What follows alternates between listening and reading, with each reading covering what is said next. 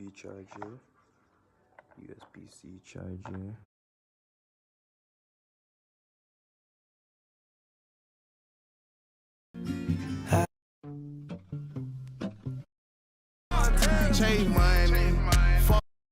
Go to the Louis store and buy it now. I'ma keep pouring till I'm running out. The truth is,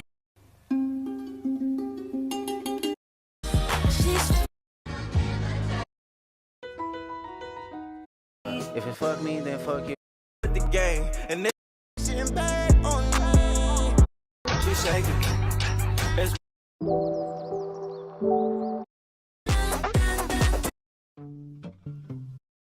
I think we're meant to be. Na festa do fim de semana, só rolê bom. Ela chega e desencana com passo bem show. Na festa do fim de semana, só rolê bom. Ela chega e desencana com passo bem show.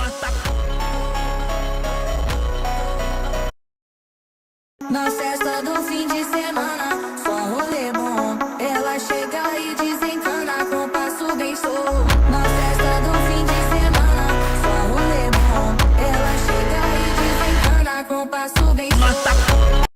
Na festa do fim de semana, só rolê bom. Ela chega e desencana com passo bem show. Na festa do fim de semana, só rolê bom. Ela chega e desencana com passo bem show. Na festa do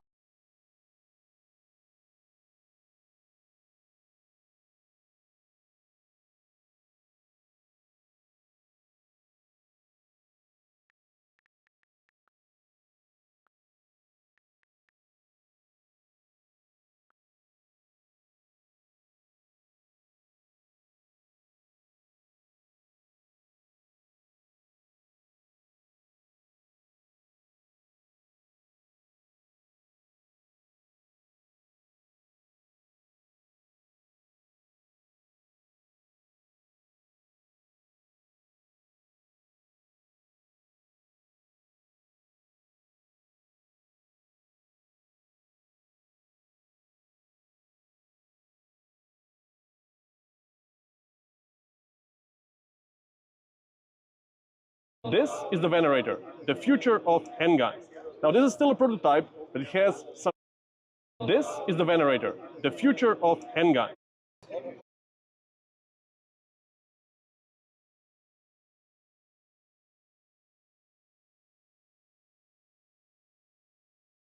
This is the Venerator, the future of handguns. Now this is still a prototype, but it has some really cool features.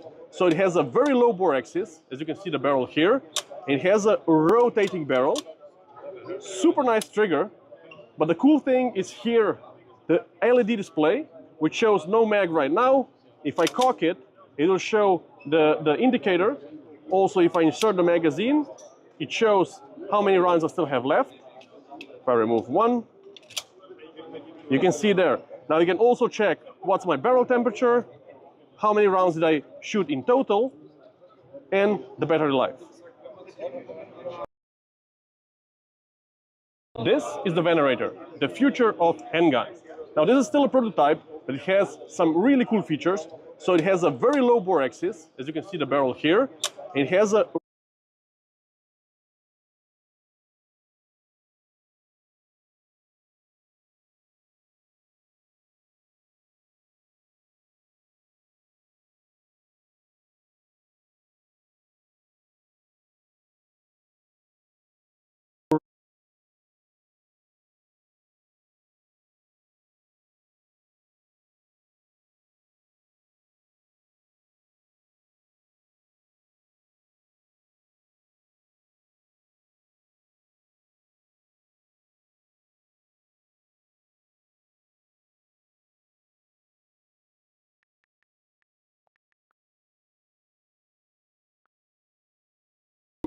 really cool features. So it has a very low bore axis.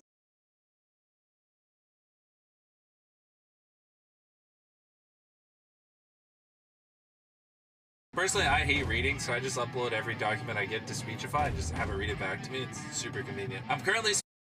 A correspondent of hers who stated that with her own eyes, she had seen Opal sitting like the princess in the story in an open barouche, driving in state down the streets of Allahabad, royal outriders clearing the way for HRH Mademoiselle Françoise de Bourbon. The story was credible, for it was true. I verified it beyond conjecture. First, I wrote to Opal, who sent me a collection of photographs of her Indian tour. There she was perched in a howdah on an elephant's back, ready for a tiger hunt.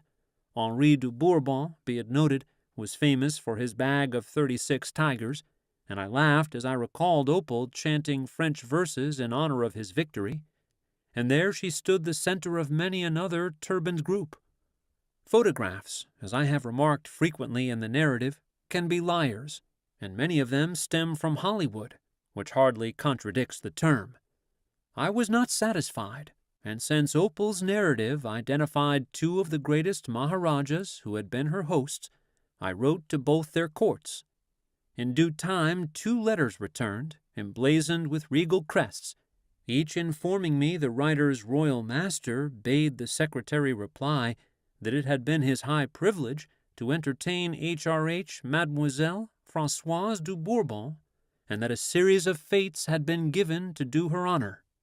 And the wonder of all this had not subsided when an unsolicited letter arrived from a lieutenant colonel of His Majesty's forces occupied at the moment with maneuvers at Aldershot, informing the editor with some asperity that the colonel himself had been honored by an order to attend Her Royal Highness at an official garden party given for her entertainment.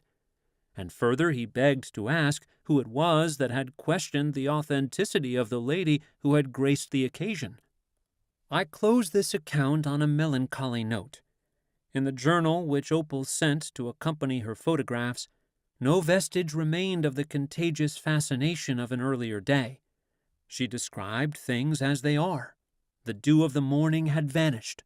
The hard sunlight of middle age beat down upon a world that everybody sees only too clearly.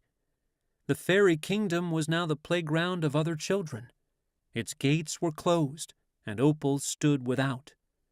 But while she was still the Opal of the journal of an understanding heart, she had had her vision, and the vision was true. There is no truth more certain than that which makes bright the heart of childhood. Some readers may question this weird story, but the facts are as related, and obviously, as Mr. Sedgwick states, the child who wrote Opal's diary believed in it. She knew it for her own.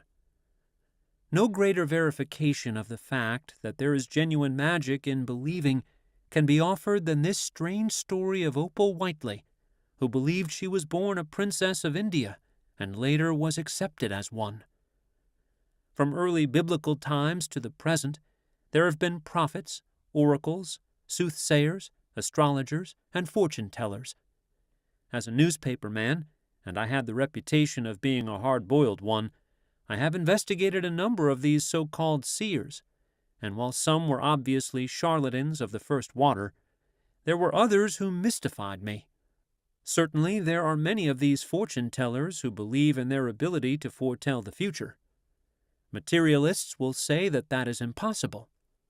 For myself, having spent years in research work, I am not so positive, for actually some of the great prophecy of the past have certainly been fulfilled.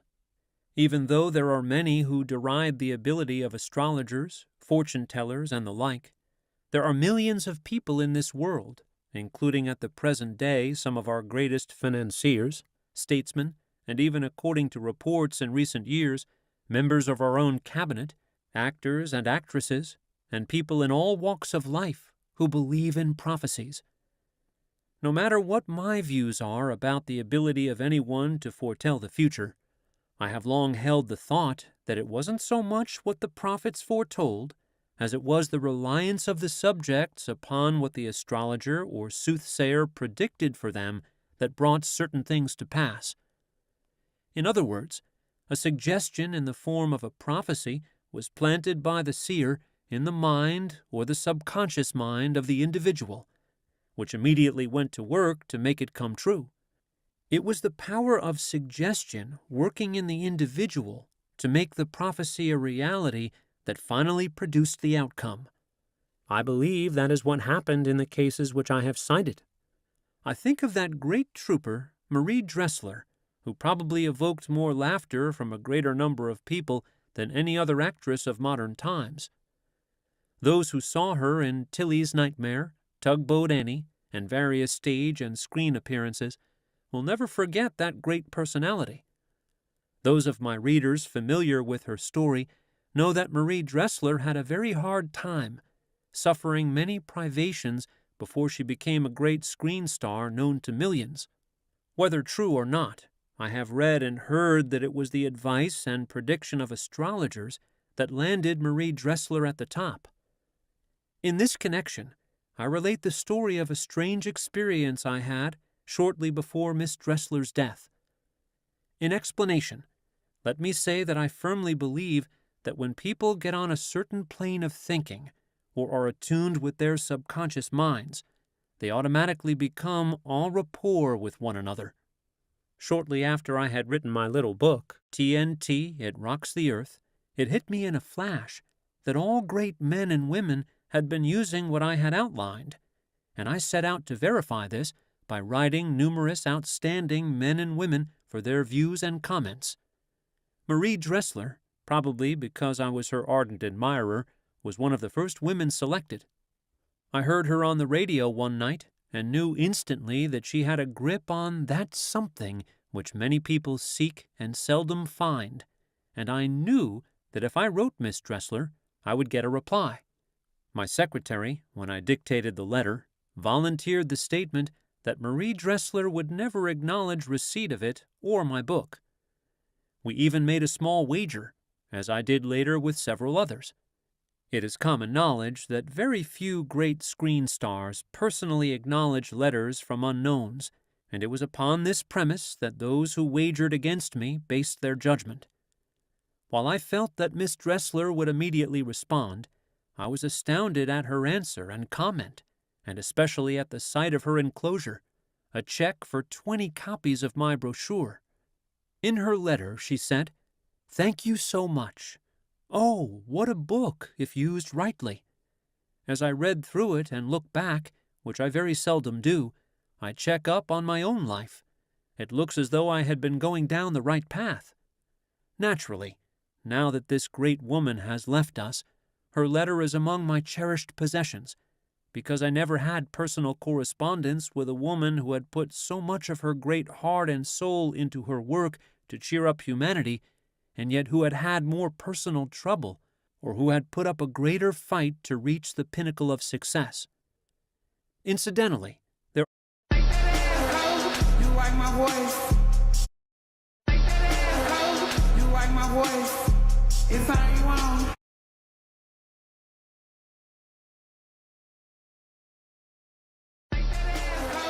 You like my voice? It's how you want. This ain't no way till you see it in a thought.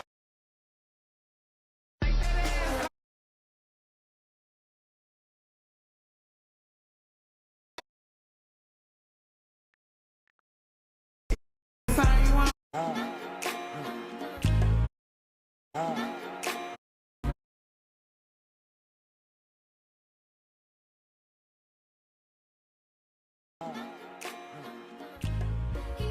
Hold me tight, let me go. In my heart, hurt my soul. Fill me up, know your soul. break me down, make me smile.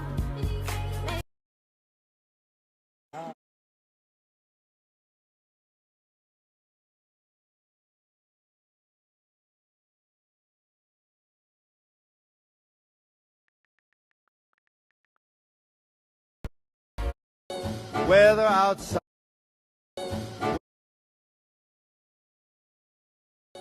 Weather outside is frightful, but that fire is delightful. Since we weather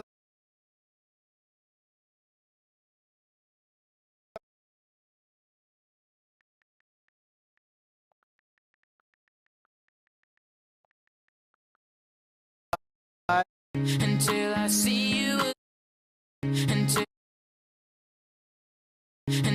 see you again. I don't like you anymore. Until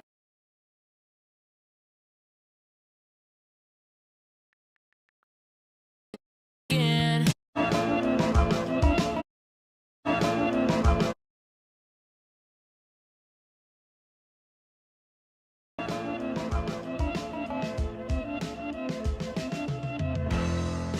Where'd all the time go?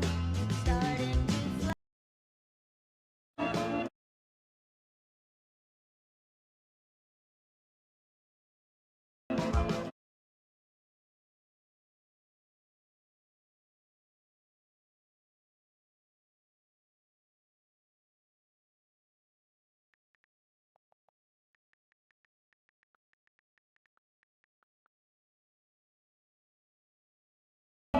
I was a teacher. See you traveling round town with You said I must eat so many.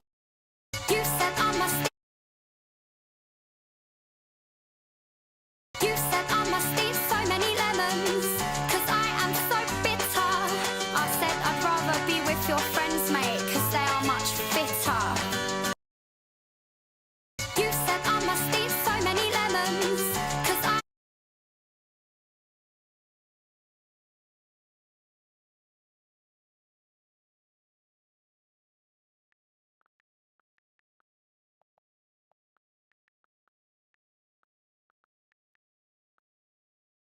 Lemon. Ever since I've been famous.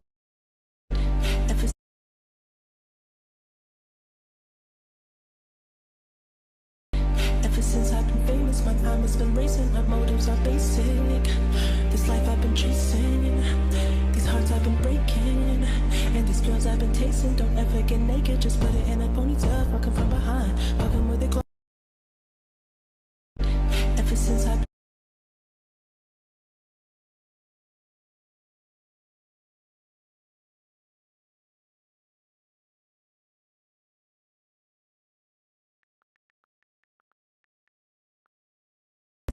my time has been racing.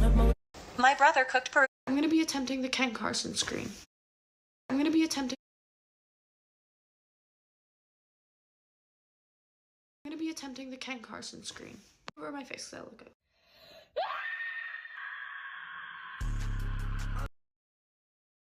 I'm gonna be attempting.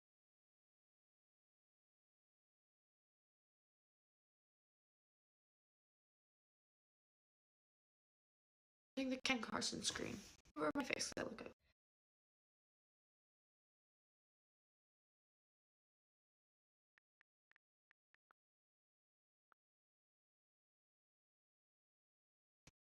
Over my face, 'cause I look good. Kylie Jenner officially becomes the world. Kylie Jenner officially becomes the world's youngest billionaire. Kylie Jenner's lipstick line went on sale at 9 a.m. Pacific. Kylie Jenner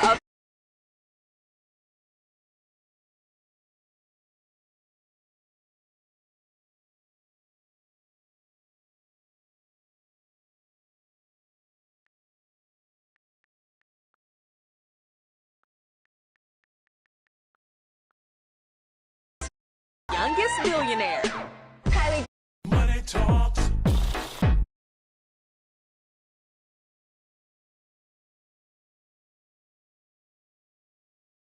Talks. Money talks. Dirty cash, I want you.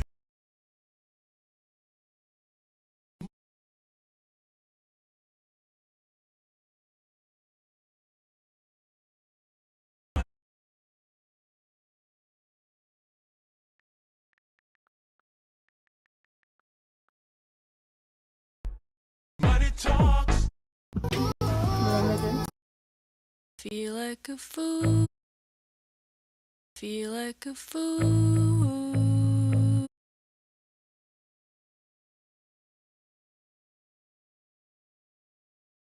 Feel like a fool. Waiting for you. You make me feel like a fool. Waiting for you.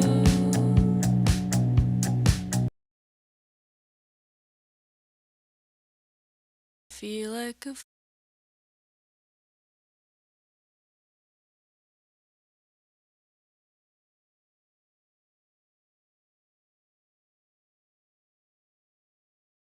fool.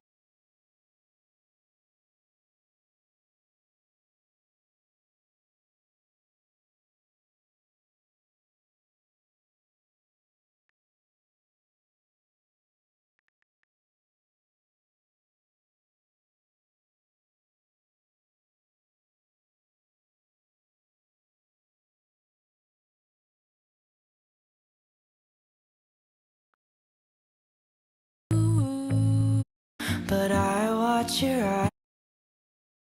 But I watch your eyes as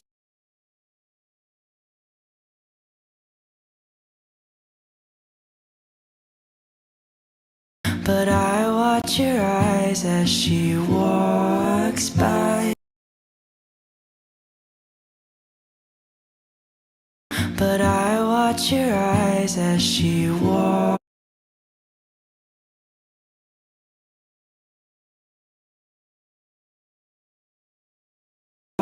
by. But I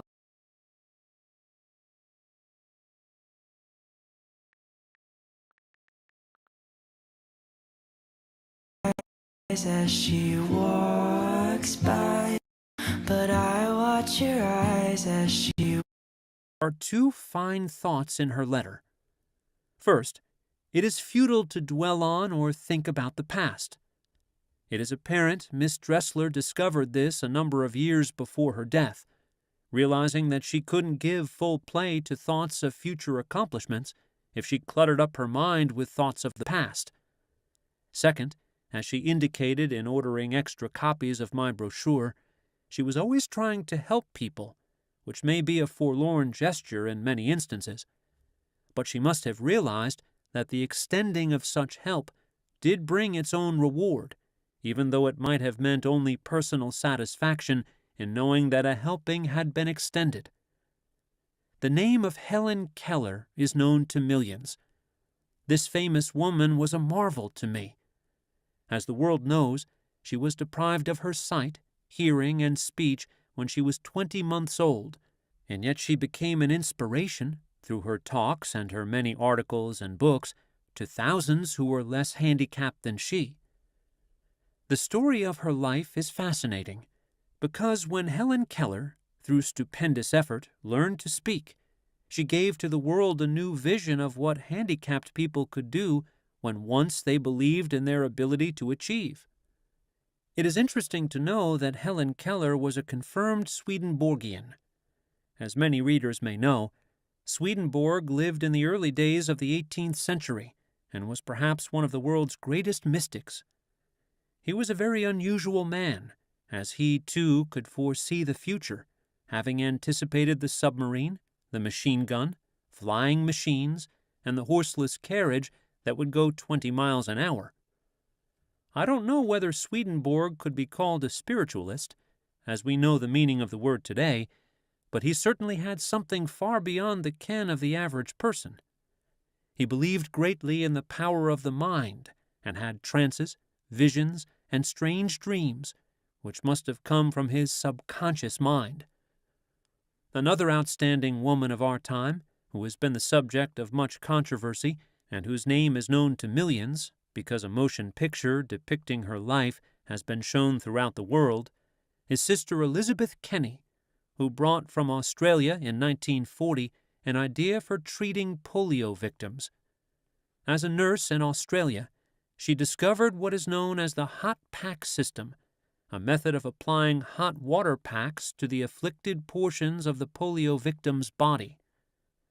Despite the fact that she was ridiculed by many people, professional and unprofessional, Sister Kenny, with her vision, persistently, through what may even be said to be forceful methods, brought herself and her principles of treatment to the attention of the American public, and through her efforts established the Sister Kenny Institute at Minneapolis. One has only to study the photograph of Sister Kenny's face to see in her rugged features the reflection of a powerful mind, which, once in action and aided by a ready tongue, would ultimately help her force her way to victory. In her native land, she was fought at every turn, and it was only through the woman's sheer persistence that the medical profession of America finally gave her recognition. Few women of our day have been the subject of more controversy.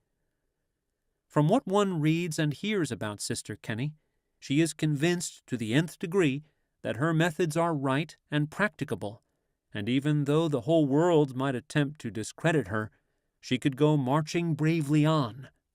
Here is an example of a woman with an idea, a singleness of purpose, and the utmost belief in the efficacy of her methods of treatment, who has brought new hope for many polio sufferers throughout the world. Now we come to a story which shows how the dynamic power in some women continues into their late years. The story concerns Captain Mary Converse, whose exploits were given in newspaper articles early in 1947. Mrs. Converse, at 75, a veteran of nearly 34,000 seafaring miles, wants to go to sea again. Born in Boston, she learned seafaring from her late husband, Harry E. Converse, owner of a steam yacht. As a junior navigator, she sailed the 7 seas, obtaining her second pilot's license in 1935 and her captain's license in 1940. Approximately 2,600 Navy officers learned navigation from Mrs. Converse. She taught them in the dining room of her Denver home. Captain Mary Converse sails again. While today a who's who of American women lists 10,222 biographical sketches selected from some 33,000 suggested names of outstanding women in business and their professions, including a number who are executives making more than $50,000 a year, our history recognizes no greater businesswoman than Lydia E. Pinkham. Her name may not be so well known to the women of today as to those of 50 years ago, but the business which she established and its product, Lydia Pinkham's Vegetable Compound, still go merrily on. From a single idea, she built a huge business, which brought a return of millions and established a career the likes of which, for a woman, the world has perhaps never known. Being a man, I know nothing about the efficacy of Mrs. Pinkham's Vegetable Compound, but I can remember as a boy often seeing a bottle of it in the family medicine chest. It was Mrs. Pinkham and her business associates who really modernized advertising, for she was one of the greatest of all advertisers. Ideas used in many advertisements today were originally voiced by Mrs. Pinkham. She tied in with much of her advertising a sort of homely philosophy embodying emotional appeals which seemed to have a way of penetrating to the hearts of her fellow women, and which resulted in not only millions of dollars in sales of her vegetable compound, but also brought, for more than half a century, tons of enthusiastic testimonials to the laboratory at Lynn, Massachusetts. Once more, in this extremely remarkable woman is demonstrated what belief in personal achievement can and does accomplish. During Lydia Pinkham's early life, many people were interested in the manufacture of home remedies, and she, too, became interested in the idea. She started making her compound in her kitchen, and for some time gave the mixture away to ailing women neighbors, only to awaken later to the fact that it could be sold. She then began promoting it. Like most people who start with an idea, she had many discouragements: lack of finances, the opposition of others, and manufacturing and sales difficulties.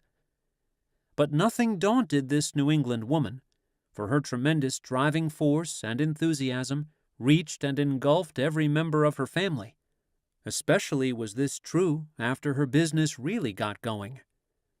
No book documenting the great power of believing would be complete without mention of Mrs. Mary Baker Eddy, also a New England woman, who built up that huge religious organization known as Christian Science. As almost everyone knows, Mrs. Eddy was faced with discouragement, strife, and the bitterest ridicule. But after she had caught the flash which gave to the world her science and health with key to the Scriptures, she began to develop powerful leadership, a tremendous and unshaken belief in her teachings, and a dynamic personality which has left its imprint upon millions of people throughout the world. It has been said that few writings have done so much to influence the sciences of medicine and theology as hers. Christian Science is another practical demonstration of the power of believing. The world will always be indebted to Florence Nightingale, who was greatly instrumental in saving the lives of thousands and brought the nursing profession to the high standard now recognized by the entire world. Here again is an example of a woman who knew early in life what she wanted and who set out to realize her ambition. She had been born with a passion to nurse the wounded and the sick. At the time she undertook her great work, nursing was not even recognized as a profession. She came from one of the richest families in England, but that meant nothing to this great woman. She started in by scrubbing the corridor floor at the Fliedner Nursing School in Germany, and she soon showed that she could not only scrub floors, but bind wounds, and with her encouraging talk, revive hopes. She too was fought at every turn, but being inspired with the vision of the destiny which she thought was hers, obstacles meant nothing to her. She hated bigots, believing that all should be cared for, irrespective of faith, color, or creed, and she had a quick tongue when aroused. During the Crimean War, the males of the British War Office scoffed, saying that Florence Nightingale's work would only result in failure. Reluctantly, they let the madcap have her own way. She organized, at her own expense, a private expedition of nurses and took them to Scutari, and even though the officers in charge of the hospital there wanted no woman to interfere with their work, interfere she did. Under the leadership of this originator of modern nursing, the women took over the handling of the hospital. Throughout her stay in the Crimea, her iron will constantly fought against a stone wall of opposition. Something had to give way, and this time it was the stone wall. Some of the most powerful statesmen of Great Britain ridiculed this astonishing woman's work and did everything possible to stop her in her reforms. But her letters, filled with dynamite, awakened her countrymen until she was adored everywhere. The story is told that when, at the age of 82, she became sick, her nurse tucked her into bed, only to have Florence Nightingale get out of her own bed and tuck in her nurse. At the age of 90, just before she died, a friend asked her if she knew where she was, and she replied, "I am watching at the altar of murdered men, and I shall be fighting their cause." When we think of martyrs, most people have in mind men who have died or been crucified or jailed for espousing causes in which they believed. Let us always remember there are many outstanding women of history who have suffered martyrdom as much as men, from Joan of Arc, who was burned at the stake, to women of modern times who fought and were jailed because of their efforts in furthering women's rights. The name of Carrie Nation is probably becoming dim to the younger generation, and perhaps is fading in the memory of many of the older generation. But during the years around the turn of the century, Carrie Nation was one of the greatest of women martyrs. Like many people imbued with an idea, Carrie Nation was convinced that she was divinely appointed to destroy the saloons, and she set out to end the illegal sale of liquor in her own state of Kansas. Aided by some of her followers, Mrs. Nation succeeded by public prayer and denunciation in closing many illicit barrooms. When she saw this method was slow in its effectiveness, she took to wielding a hatchet, smashing bottles and beer kegs, and demolishing bar fixtures. She was constantly ridiculed and frequently jailed, but so thoroughly was she convinced of the righteousness of her cause that she accepted martyrdom gladly. Surely everyone knows the story of Sarah Bernhardt. She had the temper of a tigress, and yet history records her as one of the greatest emotional actresses of all times. She suffered innumerable failures in her early days on the stage, but she had a passion to make good, and make good she did. By the time she was 24, she was famous. She, a woman who smoked cigars and drank strong drinks, was a creature of extraordinary moods.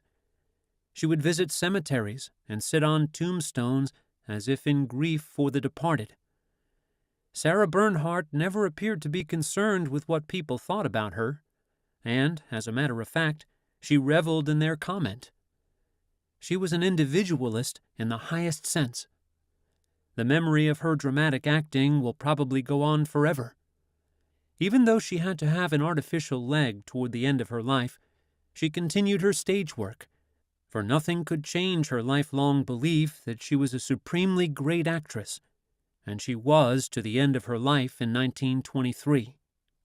Then there was that dynamic person, Madame Schumann-Heink, who was equally an exemplification of what belief can do, once the mind that carries it gets into action.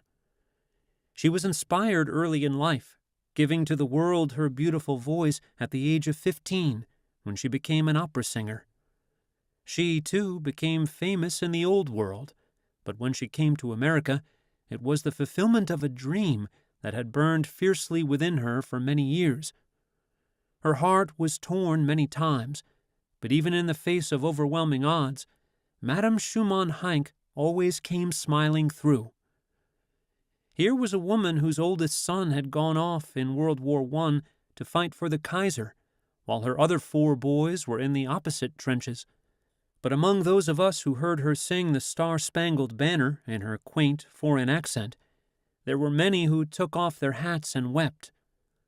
Over a national radio hookup, her voice became known to millions. She was beloved by everyone, and she had that basic thing, born in most people but seldom aroused, the spirit of never quitting.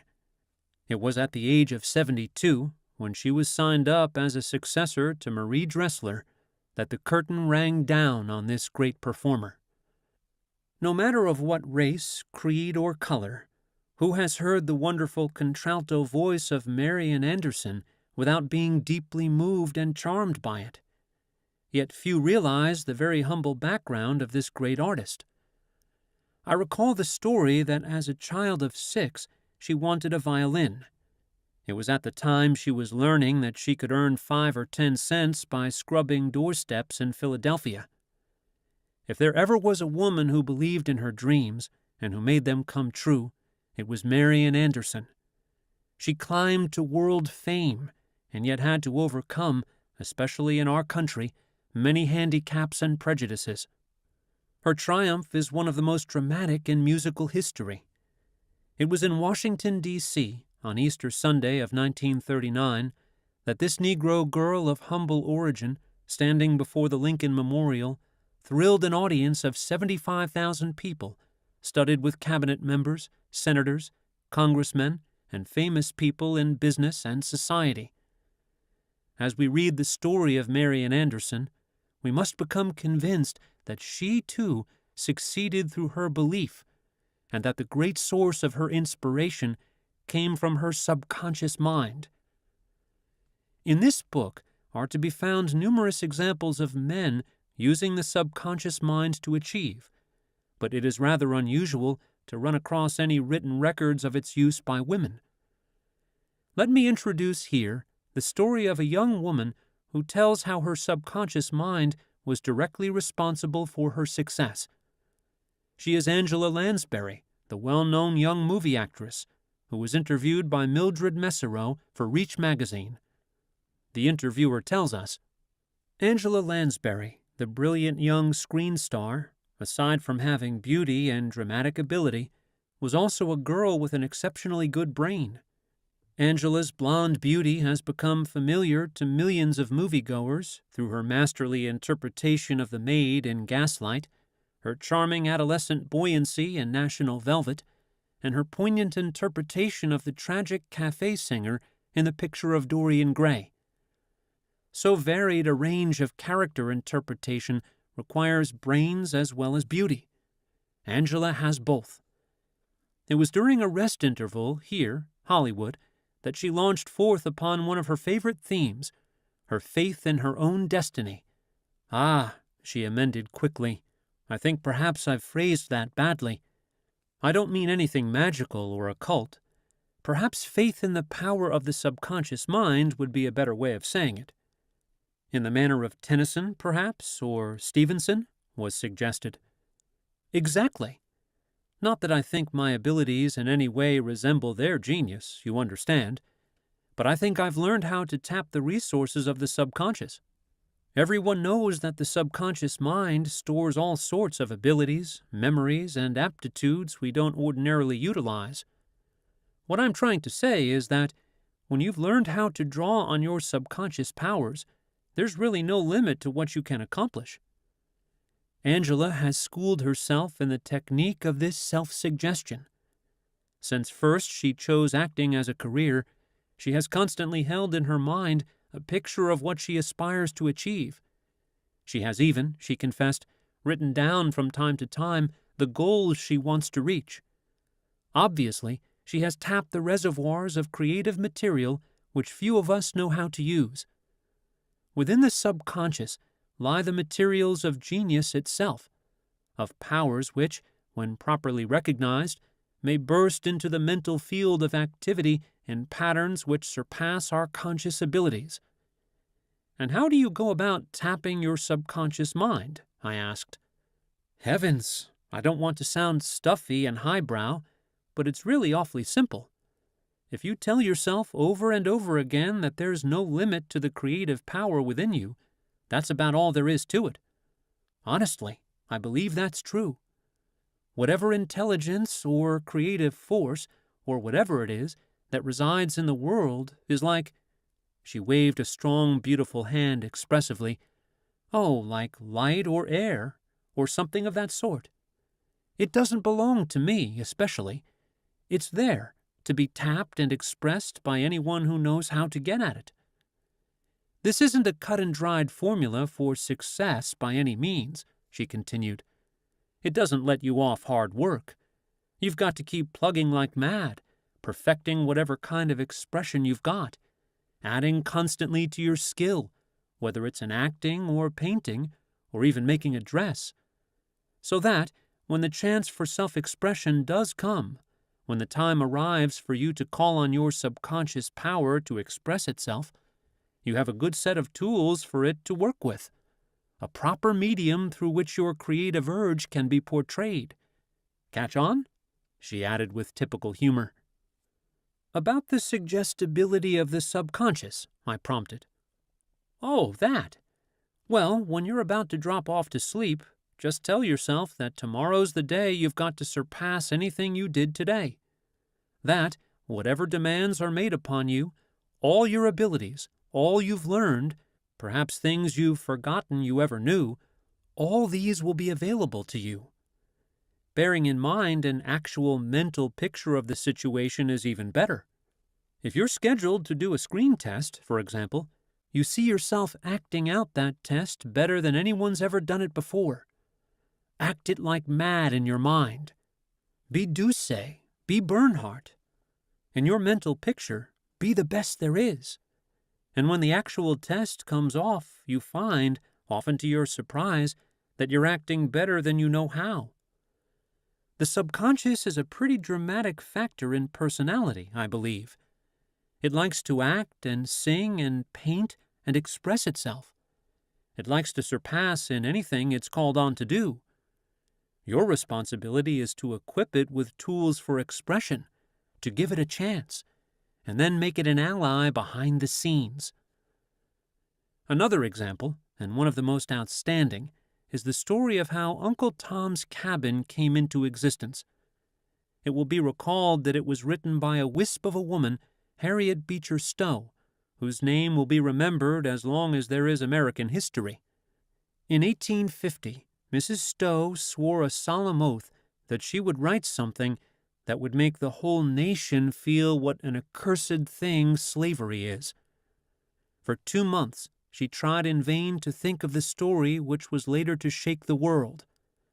In February 1851, while she was attending communion service at the college church, there came to her mind the picture of Uncle Tom and of his death. According to the story, Mrs. Stowe went home in tears, and when she had written out the scene of Uncle Tom's death and read it to her family, they too were in tears. She did a great deal of research work in trying to secure factual material, but when she actually sat down to write, she needed none of it. The story obsessed her and literally wrote itself.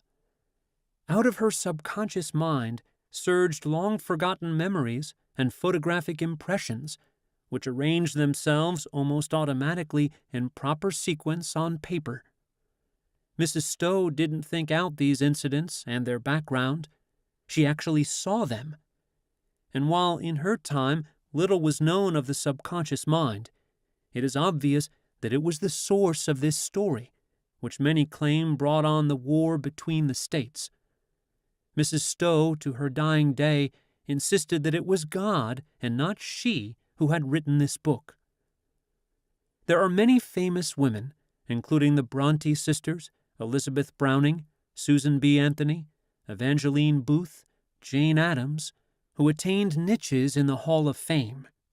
And today, while it is too early to tell the complete story, there are 3 women whose names will go down in history as having influenced and shaped the destinies of millions of Chinese.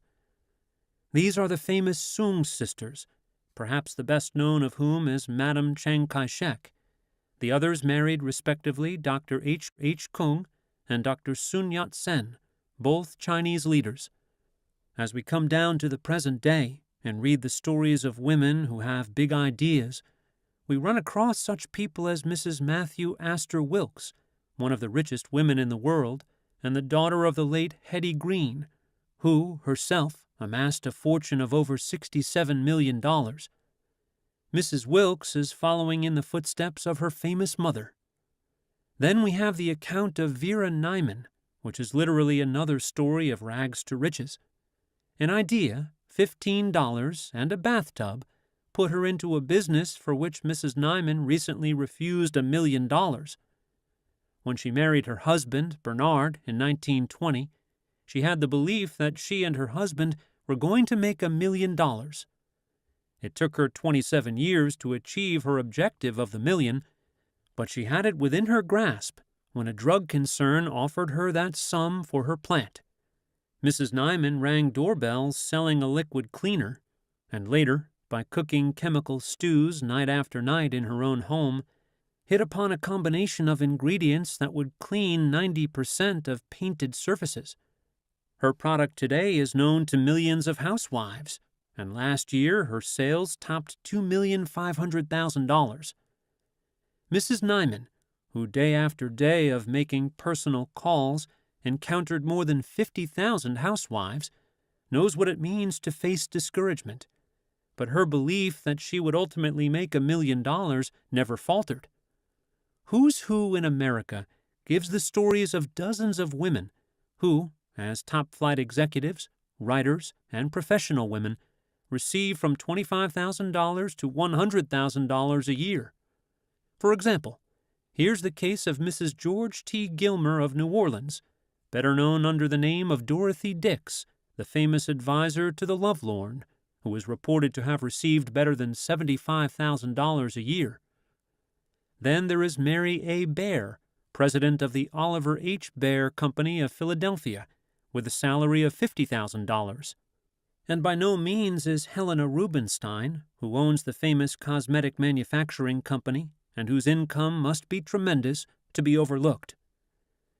Success stories could embrace dozens of women, such as Mary Dillon, president of the Brooklyn Borough Gas Company, who started in as a $6 a week office helper in the $5 million corporation which she now heads, and Mrs. Ora H. Snyder of Chicago, who, about 35 years ago, and with a capital of only 5 cents, began building up a candy business which centers around several shops and which was, at one time, worth more than $1 million. Add the story of Alice Foote McDougall, president of the MCD Corporation Cortile Inc., and many others like her who have built up huge businesses which have been managed as well as those headed by male executives. An entire book could be written about women who have achieved fame and fortune in the field of radio and motion pictures as artists, writers, and executives. The name of Mary Pickford is known to millions, not only as a screen favorite, but also as a motion picture corporation executive. For a number of years, Bertha Brainerd was program director of the National Broadcasting System, with a salary that ran into 5 figures. She was said to be one of the highest-paid women radio executives. It all came about through her getting an idea for feature radio programs. That was in 1922, and her first effort brought her a return of $50. The whole world knows the story of Amelia Earhart, famous American aviatrix, who was lost with her plane in the South Pacific. While a teacher and a social worker, she became interested in aviation and became one of the world's greatest flyers. She was the first woman to cross the Atlantic in an airplane. In 1931, she made a solo flight across the Atlantic, and 4 years later flew the Pacific alone from Honolulu to California. One writer has said that the vast majority of American men do not believe that women are ever their equals. But when we stop to examine the record, the list of women who have achieved success in every line of endeavor is an impressive one.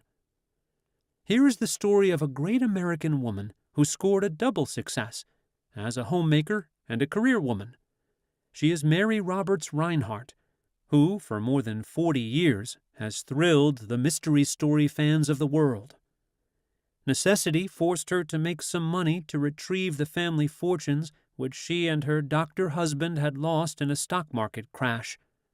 With one hand, she wrote those great stories of fiction which gained her more than 10 million readers, while with the other hand she tended her babies and handled the details of housekeeping. There are many women who have remained single simply because they feel deeply about marriage and are not willing to marry just any man. But surely if this science of creative thinking can work for men, it can work also for women, even to the point of woman's actually creating an image of the man of her desires and literally bringing him into reality. In other words, if a single woman could visualize the kind of man she wanted and steadfastly held to the thought, in accordance with the principles of this science, she could bring the object of her mental picture into her presence. This may sound silly to some of my women readers, but it has been my good fortune to have given this science to many women who have used it most effectively. Therefore, if you are single, and with your whole heart and soul you desire a certain type of man to walk into your life as a husband, merely picture him, not necessarily in physical form, but in the abstract, setting forth in your thought projection the attributes that you would like to have in your man, and the day will surely come when you will meet him. It seems to me that the women of today have the means of getting about everything they set their minds to.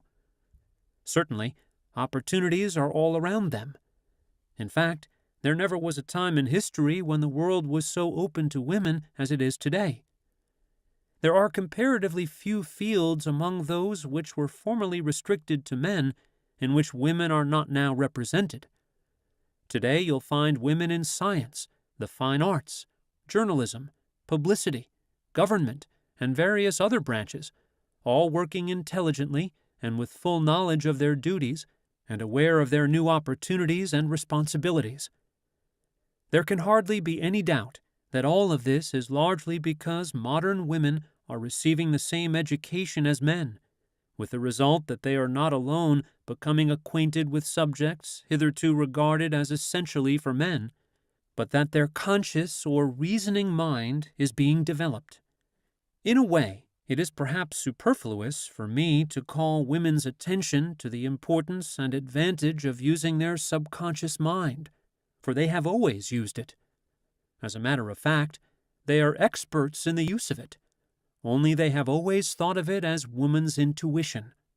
My point is that the subconscious is much more than intuition, and that it possesses great forces which can be set in motion for the benefit not only of men, but of women also, through the application of the power of dynamic believing. As I pointed out earlier, Wonderful results are brought about by the conscious minds conveying the will to do through believing to the subconscious, and this immediately sets the subconscious in action to carry out the desires of the individual. Now, the women of modern times have a unique advantage, I might say, a twofold mental advantage. To their subconscious mind, the skilled use of which is characteristic of their sex, and which has been highly developed and been their unconscious, though intuitive guide through the ages, there has been added their conscious mind, which has been specially developed by the scientific method of modern education. In my opinion, it is this combination which accounts for the speed with which women have acquired such rapid proficiency in so many of the so-called masculine subjects, and it is largely responsible not only for women's emerging from the traditional life within the home, but also for their entrance into the world where their view of people and practical affairs is broadened, made more objective and more understanding.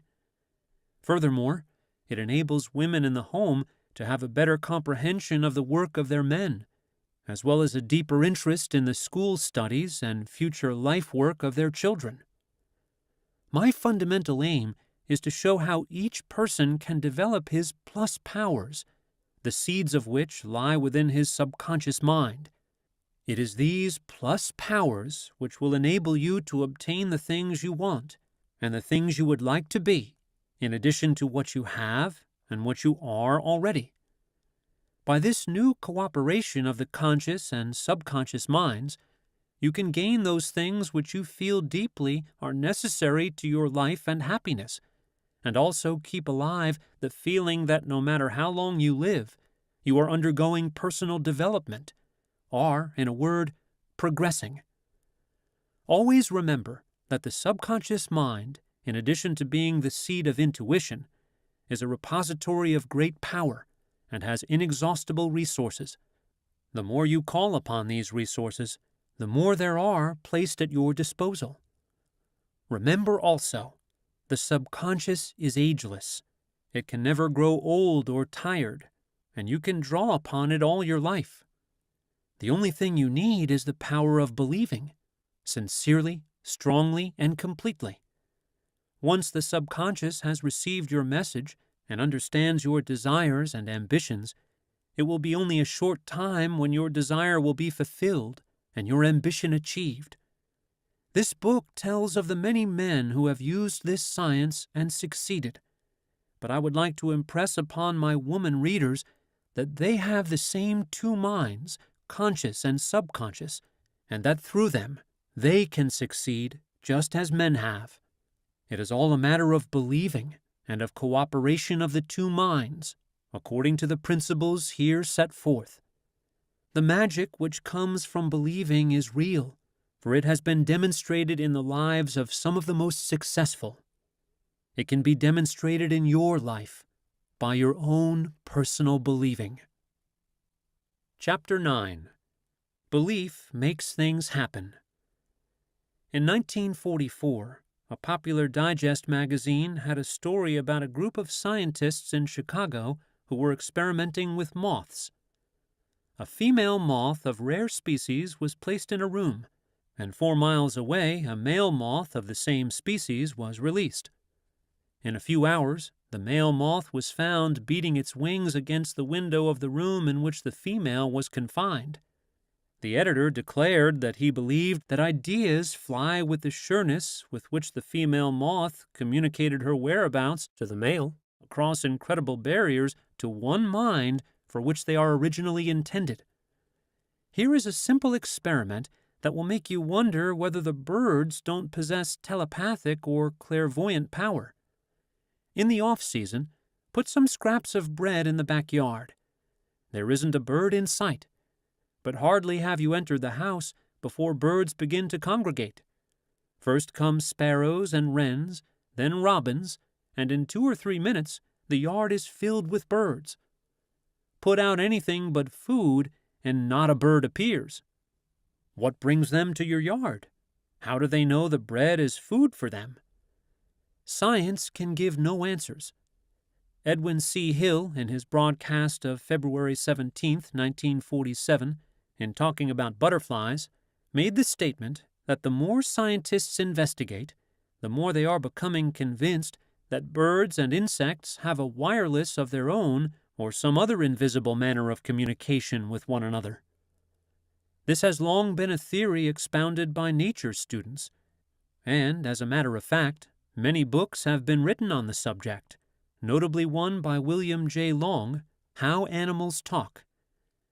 It's interesting to note that during the last war, our Army Signal Corps, in experimenting with carrier pigeons and shortwave radio, found that the pigeons were affected by the radio waves, and often, when confused, flew in circles and were lost. When we consider that the swallows of San Juan Capistrano, California, fly away each October 23rd and return each March 19th with unfailing punctuality, that tagged salmon released from Columbia River points spend 4 years in the Pacific Ocean, then consistently return to the spots from which they departed, that cats and dogs taken many miles from their homes have returned, that wild ducks and geese wing their way back to their original localities, that other inexplicable things are too numerous to mention here, are we not faced with the fact that there are wave radiations and telepathic forces also operating in the fish, bird, and animal kingdoms? In fact, in everything around us? Some writers claim that all living things have the means of communicating with each other, and in view of the Yale experiments, this may not be so far-fetched after all. Early in 1945, radio listener Go, now if you're trying to go, now if you're go, now if you're trying to break my heart, it's working 'cause you know that should be me. Go, now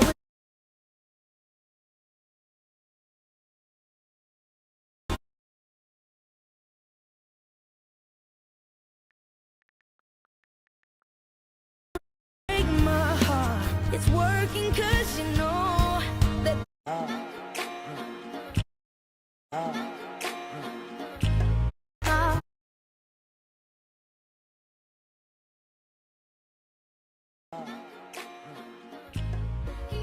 Hold me tight, let me go. In my heart, hurt my soul. Fill me up, know your soul. Never know your heart. Make me smile.